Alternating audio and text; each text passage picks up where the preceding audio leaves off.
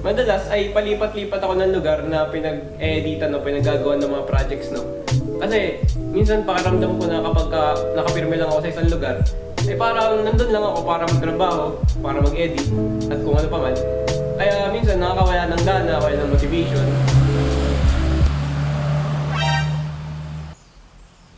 Kaya minsan ay masarap sa pakiramdam itong ganito, na iba naman ang environment na pinag-gagawa mo, no?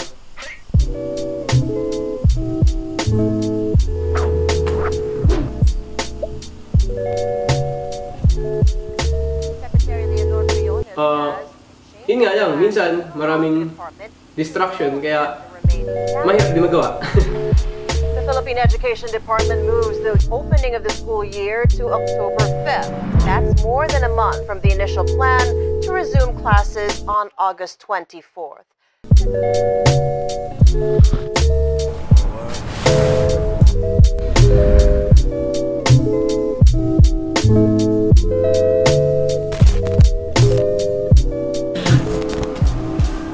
So, start na ng classes namin this September 14.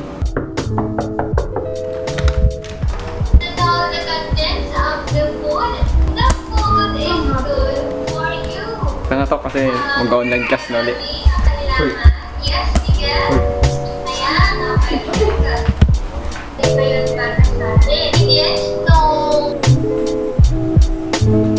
Uy. Nag-YouTube ka na dyan. Nag-YouTube ka na dyan. Anong masasabi mo sa online class? Wala. Wala? Hindi mahirap? Hindi. Siguro para sa mga ilang kabataan ngayon ay hindi mahirap yung ganitong sistema ng pag-aaral. Kasi hindi ka nagigising ng maaga para pumunta ng eskwelahan. At pakaramdam mo ay nasa iyo lahat ng oras mo. Pwede mong gawin kung anong gusto mo kasi, syempre, nasa bahay ka nga lang, di ba? Palagay ko ay para sa ating mga high school, senior high school at college ay hindi ito magiging madali. Kasi kung madalas ka rin sa social media, ay makikita mo na maraming hinaing, maraming reaction na nahihirapan sila sa online classes. At makikita natin na marami ang humihingi ng academic freeze. Sa usapin ito, hindi sa ayaw ko ng online classes, pero lalong hindi sa gusto ko nito. Hoy, ready mo? Ready mo? Bakit nang yun? Di ba, na-start na yung klase nyo? Anong course mo ulit? Financial management. Financial management. Chemical engineering. Chemical engineering. PSRT. Ano masasabi mo sa online class? Ano masasabi mo sa online classes? Ano masasabi mo sa online class? Seryoso? Oo! Anong masasabi sa online class? Mahirap. Mahirap. Sobrang hirap. Wala na rin speechless ako. Sobrang messed up po ng sistema ng Pilipinas. Nakakapagod na rin. Tapos, ano pa lang to? Mga first week pa lang na wala pa ulit sa isang buwan. Oo! Hindi ko na alam kung paano pa ako sa ilang months na. Hindi ko na alam kung anong magiging itsura ko. Pero gusto mo ng academic freeze o ayaw mo? Siyempre gusto. Pero siyempre pagdating sa mga nagtatrabaho, yun yung hindi mo dapat itigil lahat. Kumbaga, academic lang talaga, academic lang. Huwag lang yung sa government. Gusto mo ba ng academic freeze o hindi? Siyempre, sabi nga lang, no students left behind. No students left behind, tama. Parang hindi na naman, hindi masyadong effective yung online classes, hindi na parang nagpapasa na lang ng requirements instead of learning. Parang hindi na masyadong maganda yung quality. Gusto mo na academic freeze o ayaw mo? Siyempre, ayaw ng academic freeze. Sobrang nakakag-train sa totoo lang. Kahit yung simpleng goal ko pa na makikinig.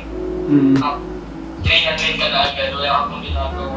Kung may connection point sa pagtapat sa mga cellphone or gadgets, like radiation, pero hindi ko alam sa dyan lang talaga siguro nakaka-3 months online class.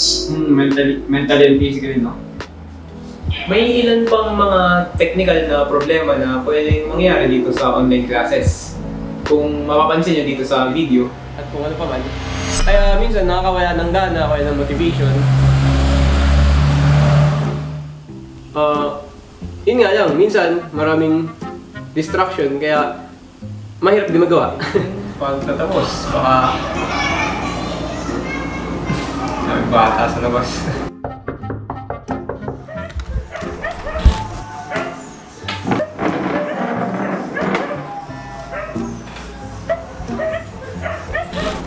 Hoy, ready mo? Ready mo? Bakit naman? Hindi ko alam kung nakukuha niyo yung konteksto, pero makikita niyo na pwedeng maging problema din ang mga ito sa online classes. Di ba? Parang Easter eggs. Mga ingay ng sakyan, mga ingay ng mga bata, at ng mga hayop sa bahay at sa bahay. Which hindi naman natin mapipigilan. Mga iba't ibang uri ng distraction katulad lang ng TV. At higit sa lahat ay ang mahinang internet connection. Hoy, ready mo? Ready mo? Sabi yung puta. At marami may iba. Kaya ito yung ilan sa mga rason kung bakit marami ang may ayaw sa sistema ng online classes. Pero may ilan naman na pabor dito at ayaw ng academic freeze. Siyempre may ilan pa rin ng mga estudyante na gustong ipagpatuloy itong online classes. Sa pagtatanong-tanong ko, ang ilan sa mga rason nila ay una, may ilang mga magulang natin na nagsasabi na sayang daw yung taon na maliligtangan kapag hindi tuloy yung pag-aaral. At sinasabi rin nila na bawas gastos ito sa pang-araw-araw. Kasi nga naman, kapag online classes ay bawas na yung pamasahe, yung recess at yung baon ng mga estudyante. Doon may mga eskwelahan na hindi nagbawas ng tuition fees and enrollment fees. Minsan nga may miscellaneous ka pa na mako-curious ka kung ano meron doon kasi napakalaki. Ang kaso lang dito ay syempre i-consider din natin yung mga walang wifi, walang internet connection, and kailangan pa mag-load araw-araw para magkaroon ng internet. And sa mga ibang estudyante naman, ang reason nila is yun nga, ayaw din nilang maiwan, ayaw din nilang mali. Sa iba pa po, syempre kasi nasa yung freedom mo sa oras na pwedeng maging masama, pwedeng maging maganda. Depende na sa'yo, syempre. May ilan na pwedeng maging napaka-produktibo dito at may ilan na pwedeng maging Walang kwenta ng estudyante, walang visa. At syempre yung mga teachers natin na nasa private schools and institution nga. Kasi kung sakaling magkaroon ng academic freeze ay pwede silang mawalan ng trabaho. Kasi sa totoo lang hindi naman yata lahat ay nasusuportahan ng ating gobyerno, kaya magiging mahirap din yun. At nakakalungkot man, pero may ilan na hindi makapagtuloy ng pag-aaral kahit gusto nila dahil nagkaroon ng krisis sa usaping pinansyal. Pre, di ba hindi ka mag-enroll ngayong school year? Oo, tol, hindi muna ako enroll yun. Nagkaroon ng problema financially, boy. Nangyari, hindi ako makaalis. Kung anong may kailangan bayaran, hindi ko makuha yung mga documents na kailangan ko. Agree ka naman agree ka sa academic freeze or not? Agree ako, tol. Agree. Ako, kung sarili ko, ayoko talagang tumigil. Kung meron parang talaga, wag. Kaso, dahil nga lahat lang, parang nagsasabi na hindi naman din mabilis ang kanilang internet. Marami din naman na wala ding mga gamit laptop, walang matinong cellphone, di ba? Kahit sabihin na gagawa ng paraan, hindi pa rin may iwasan yung may ibang maiiwan dahil sa ganitong sitwasyon. At dahil nga dito ay may ginawa namang ibang sistema. At ito nga ay yung modular distance learning. Ang kaso lang dito ay hindi ko sigurado, pero may kamahalan pa rin siguro yung paggamit ng sistemang to. Kasi puro nga siya printed papers. At well, depende na lang kung libre. Pero meron din naman ng mga nagbibigay at nagpapahiram ng tablets. Wari ko sa Manila yun or sa Pasig.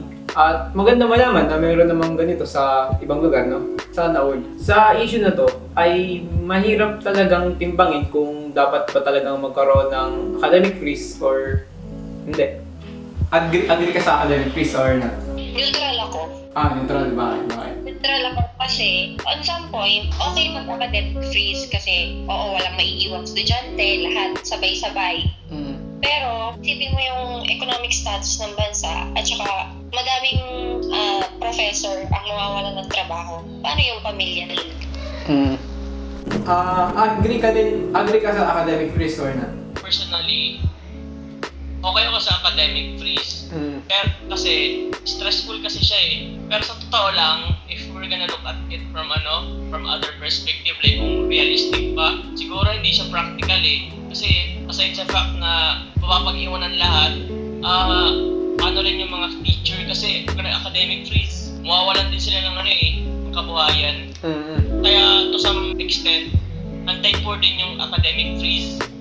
Tapos lalo mapapag-iwanan yung natin eh. Lalo tayo mapapag-iwanan. Although naiintindihan ko naman yung sentiment na talagang magkakaroon ng tao ng academic freeze kasi nga, mahirap talaga. Dapat dapat lalong gumagalaw yung gobyerno natin sa pag-extend na tulong nila sa mga estudyante. Dapat ang gawin ng gobyerno, solve yung problem ng COVID. So parang hindi naman sa neutral pero mas lamang lang yung hindi mo pag-agree. Oo. Mahirap talagang timbangin kung dapat pa talagang magkaroon ng academic freeze o hindi. Dahil parehong magiging malaki ang epekto ng pagkakaroon at hindi pagkakaroon nito. At makikita naman natin yung mga epektong ito sa bawat pananaw at pagtingin ng bawat tao. Pero alam naman nating lahat na nasa gobyerno pa din ang magiging huling desisyon dito. Pero hindi naman ibig sabihin na maghihintay na lang tayo, taasan na lang tayo. Kaya nga natin ginagamit yung mga boses natin, di ba? Para may pahayag yung saloobin at yung mga mensahe natin. Naway gamitin lang natin to ng tama at ng husto. Sana lang talaga ay mas mapabilis pa ng ating gobyerno ang aksyon nila dahil nakasalalay sa kanila ang buhay ng napakaraming tao. Sa ngayon, mas magdoble ingat at mas maging responsable pa tayo. Dahil kung marami ang may gusto ng academic freeze, ay mas marami ang may gusto ng pandemic freeze. Sa mga nakakapanood dito at sa mga estudyante ngayon, katulad ko, naway mas maging mapagpasalamat pa tayo dahil alam naman nating lahat na hindi lahat ay may pribilehiyo. Alam kong mahirap at mas mahirap pa yung mga dadanasin natin, no? Pero yun nga, mas maging mapagpasalamat na lang tayo dahil nararanasan natin yung ganitong hirap. Dahil yung iba nga ay nahihirapan, pero hindi dahil sa pag-aaral, kundi dahil hindi sila nakapag-aaral. Gusto ko lang din magpasalamat sa mga nakausap ko at sa lahat ng mga tumulong sa akin para magawa yung video na to, no? Hanggat maaari kasi ay gusto kong makapagpakita ng mas maraming pananaw galing sa iba't ibang tao. Yun, sana ay may natutunan naman kayo, no? Pero kung may tips ka na mabibigay para sa mga mag-online classes, anong mabibigay mo?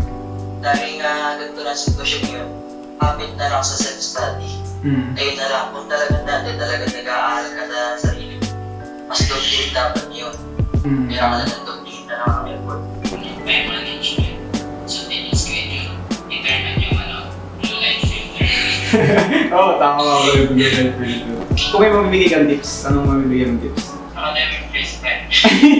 Top tip, academic freeze. Siguro discipline na ang masasabi ko. Anong ginagawa mong paghahanda for online classes? Nag-enroll ako ng yung mga free online course. Oo. Tsaka, alam mo yun, meron naman kasing sa college, meron may binibigay na parang list of subjects per set na ita-take nyo. So, hanap ka na lang din online ng mga modules or soft copy ng books na pwede mo nang basahin for advanced studying. Diba, nag-start ka na rin naman ng online classes. So, ano yung pwede mong tip na may magay? Schedule lang maayos yung mga gagawin nyo. The day before mo gagawin yung mga task mo, the night before ka matulog, list na mo yung mga task na dapat mong gawin bukas. Para next mo yung pag-procrastinate mo kinabukasan, huwag mo masyadong pilitin yung sarili mo na gawin yung mga task na at your limit ka na. Kung at your limit ka na, magpahinga ka lang para hindi ka masyadong ma-pressure. Huwag mo rin kalimutang alagaan yung sarili mo. Siguro sa mga kaibigan mo, kasama mo rin yung parents mo, labas mo yung mga inanak mo, yung galit, takit, yung hirapan ka na bang gimit. Tapos alagaan mo rin yung sarili mo.